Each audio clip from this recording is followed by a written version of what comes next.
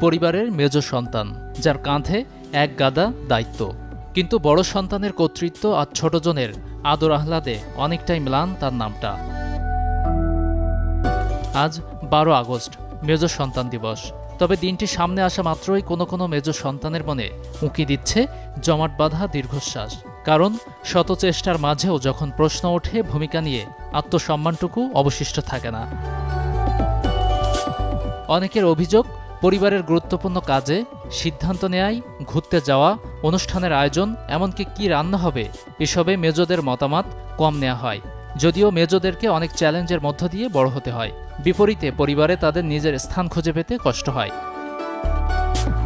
1986 সালে এলিজাবেথ ওয়াকার নামের এক মার্কিন নারী প্রবর্তন করেন মিডল চাইল্ড ডে বা মেজ সন্তান দিবস। তার ইচ্ছে ছিল পরিবারে মেজ সন্তানদেরকে আলাদা করে বিশেষ মনোযোগ ও স্বীকৃতি প্রদান করা।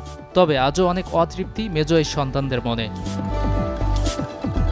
যদিও অবহেলিত হলেও ব্যক্তিজীবনে বেশ সফলতার দেখা পান মেজ সন্তানরা। বিখ্যাত কয়েকজন সফল ব্যক্তিত্ব Bill Gates, Kim Kardashian, Jennifer Lopez, Madonna এবং প্রিন্সেস ডায়ানা, তারা প্রত্যেকেই ছিলেন বাড়ির মেজ সন্তান।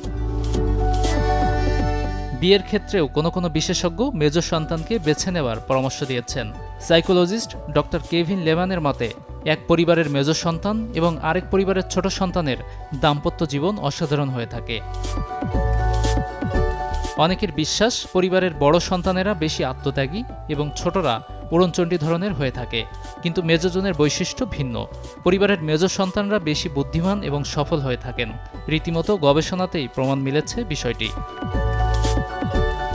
মেজ সন্তানদের বেশি বুদ্ধিমান এবং সফল হবার পেছনে অবশ্য রয়েছে বেশ কিছু কারণ। বড় সন্তানের বেশি মনোযোগ পাওয়া আর ছোট সন্তানের সহানুভূতির মাঝেই টিকে থাকতে হয় মেজ সন্তানের। তাই ছোটবেলা থেকেই তারা বেশি ধৈর্যশীল, সহনশীল এবং ডিপ্লোম্যাটিক হয়। শুধু সফল নয়, বন্ধু হিসেবেও দারুণ হন মেজ সন্তানরা।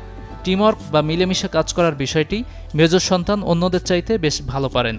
সুন্দর একটি সমাজ ও পরিবার তৈরিতেও ভূমিকা রাখেন তারা।